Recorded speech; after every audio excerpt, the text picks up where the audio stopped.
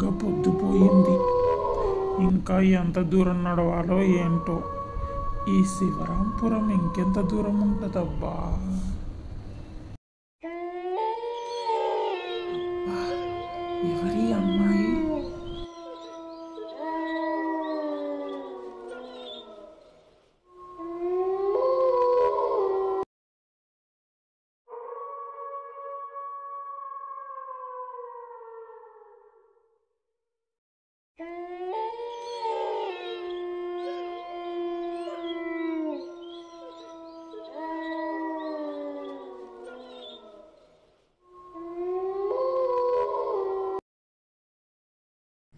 కనిపిస్తున్న ఈ గ్రామం పేరు శివరామపురం.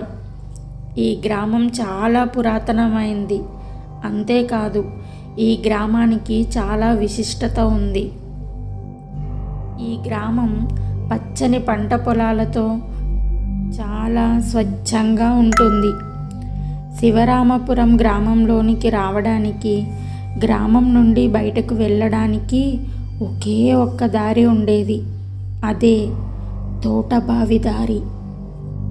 గ్రామానికి చివరగా ఒక పెద్ద బంగ్లా, దాని ముందు ఒక పెద్ద బావి ఉంటుంది. అయితే గత ఏడాది నుండి గ్రామ ప్రజలు సూర్యాస్తమయం తర్వాత ఆ దారి నుండి ఊళ్ళోకి రావడానికి చాలా భయపడిపోతూ ఉంటారు.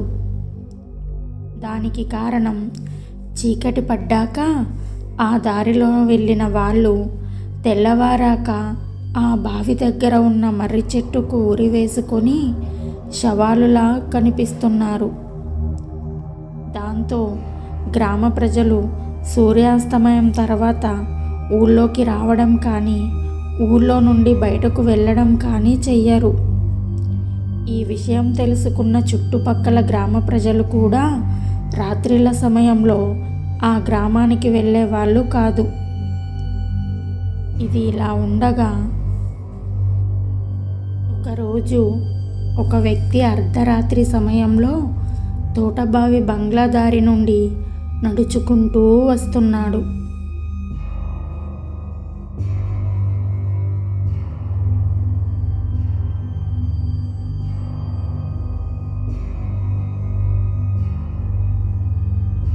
నడుచుకుంటూ వస్తున్న అతనికి దారి మధ్యలో బంగ్లా ముందున్న బావి దగ్గర ఒక అందమైన యువతి కనిపిస్తుంది.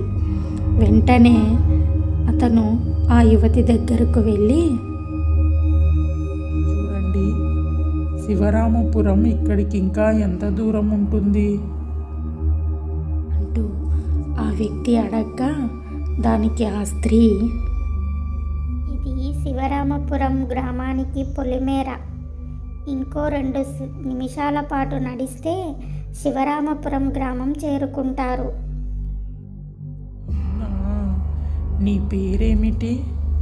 అయినా ఇంత అర్ధరాత్రి సమయంలో నువ్వు ఒక్కదానివే ఇక్కడ ఏం చేస్తున్నావు?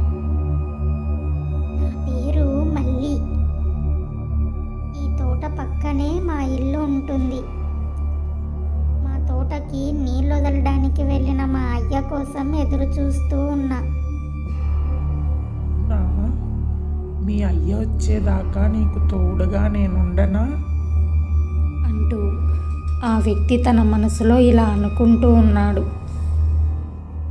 అబ్బా, దూర జామ పండులా ఏముందిరా ఈ పిల్ల. అర్ధరాత్రి, పైగా ఒంటరిగా ఉంది. ఏదైనా చేసినా అడిగే దిక్కే లేదు. తన మనసులో అనుకుంటూ,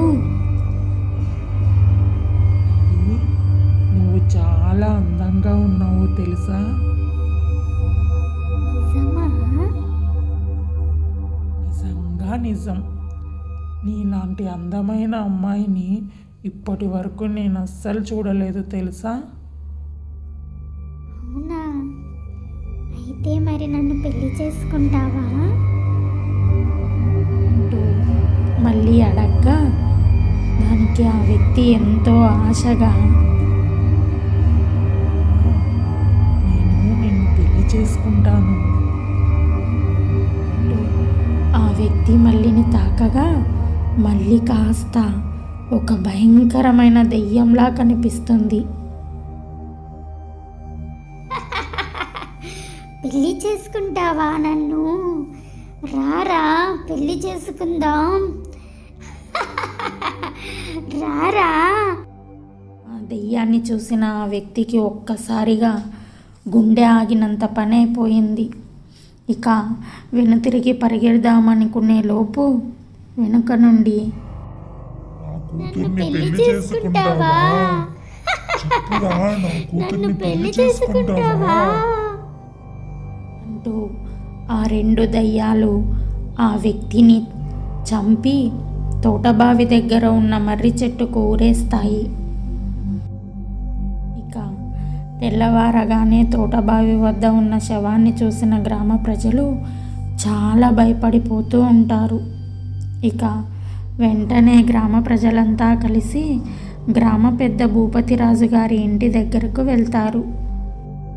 అయ్యా అయ్యా అయ్యా, తోట బంగ్లా వద్ద మరొక శవం కనిపించిందయ్యా.